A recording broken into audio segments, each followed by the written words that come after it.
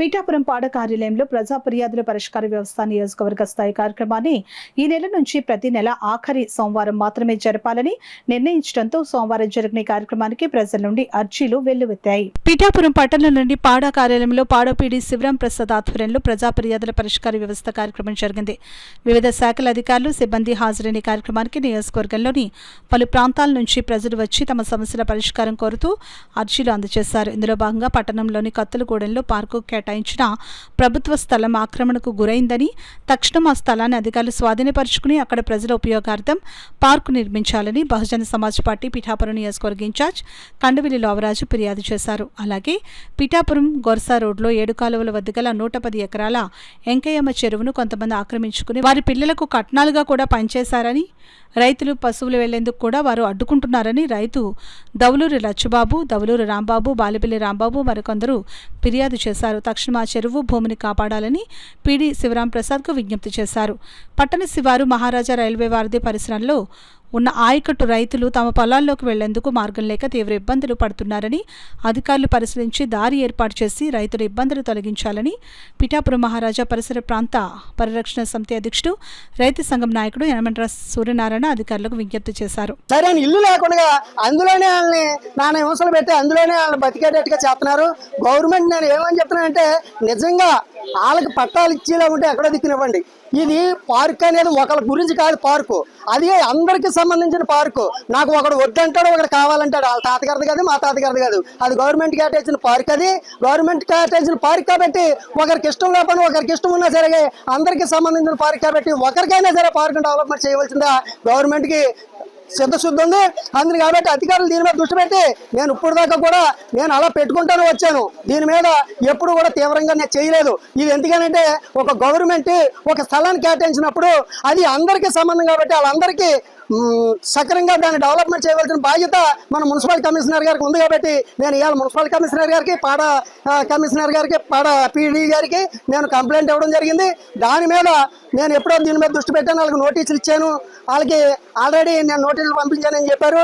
అది ఏం పంపించినా ఏం చేసినా సరే కానీ ఆ పార్క్ని డెవలప్మెంట్ చేసి మా తరం కాదు మా వెనక తరానికి పనికొచ్చేటట్టుగా సహాయం చేయమని డిప్యూటీ సీఎం గారు పార్కులకు నిధులు ఇస్తూ ఉన్నారు. ఆ నిధుల్ని దీనికి సక్రమంగా ఖర్చు పెట్టి అక్కడ దాన్ని డెవలప్మెంట్ చేయమని నేను తెలియజేసుకుంటూ ఉన్నాను. ఒక నాయకుడిగా అక్కడ ఒక స్థానికుడిగా నేను తెలియజేసుకుంటాను. అలాగే పిత్తాన ప్రేమీబాబు గారికి 4 ఎకరాల భూమి తీసుకున్నారండి. అలాగే ఈసల ఏడుగొండల గారు ఆల్రెడీ ఎకరం భూమి పంచుకుని ఇంకా నాకు భూమి కావాలని కోర్టుకి వేయడం జరిగిందండి ఎంఆర్ఓ గారి మీద.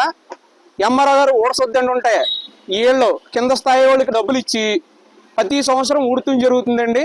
లేనోళ్ళకమ్మో 10 సెంట్లు 5 సెంట్లు పంచారండి. 3 గ్రామాలు ఉన్నాయండి అక్కడ. ఆ 3 గ్రామాలకి లేనోళ్ళకమ్మో 10 సెంట్లు 5 సెంట్లు పంచారండి. వీళ్ళు నోరున్న వాళ్ళల్లా ఎకరాలు 2 ఎకరాలు 3 ఎకరాలు పనిచేసుకున్నారండి. అది గవర్నమెంట్ ల్యాండ్ అండి. మీరు డిప్యూటీ సీఎం గారు ఇలాంటి వాళ్ళని మీరు వచ్చి ఒకసారి అధికారులు పంపించి ఎంక్వైరీ చేసి తగిన న్యాయం చేస్తారని కోరుకుంటున్నామండి. చాలా ఉందండి. ఆ భూమికి ఆయకట్టు 300 ఎకరం ఉందండి. వాళ్ళ మొత్తం అందరూ కలిపి ఈ భూమిని 82 ఎకరాలు కబ్జా చేసండి. వీళ్ళ ఆడపిల్లకు కూడా కట్నాలు ఇచ్చేసుకున్నారండి. హ్యాండ్ చేసుకునండి.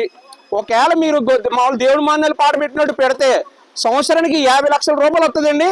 ఈ 110 ఎకరాలని మీరు దయచేసి వాళ్ళందరినీ కబ్జా చేసిన అందరినీ ఖాళీ చేయించి తగిన న్యాయం చేయవలసిందిగా కోరుకుంటున్నామండి. పీడబ్ల్యూడి ఇన్ఛార్జ్ అంటే ఈ ట్రాక్టర్లు కానీ దమ్ము ట్రాక్టర్లు కానీ ఆ కూలీలు కానీ వెళ్ళడానికి అవకాశం లేకుండా ఇవాళ ఎటువంటి పరిస్థితుల్లో అయినా సరే రైతుకి ప్రాధాన్యత ఇచ్చి సామాన్య రైతులను ప్రజలను ఆదుకునేటువంటి కూటమి ప్రభుత్వం ఇవాళ సామాన్య రైతులను నడ్డి విరుస్తోంది.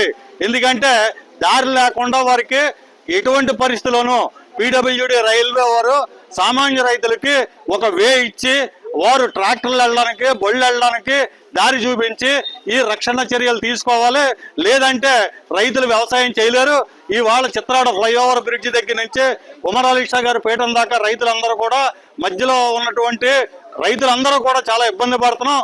ఇది కేవలం రైల్వే అధికారులు వచ్చి చిత్తశుద్ధితోటి సామాన్య రైతులకి ఇన్ఫ్లుయెన్స్ చేస్తే దారి ఇస్తున్నారు. లేదా సామాన్య రైతు పరిస్థితి చాలా దారుణంగా ఉంది. అంచేత దయచేసి పీడబ్ల్యూడీ అధికారులు కూడా మానవతా దృక్పథంతో రైతులకి దారి ఏ రకంగా ఇవ్వాలి అనే పరిస్థితి మీద ఆలోచించి ఇది సమస్య పరిష్కరించాలని చెప్పని ఉప ముఖ్యమంత్రి పవన్ కళ్యాణ్ గారి నోటీసులోకి తీసుకెళ్తున్నాం.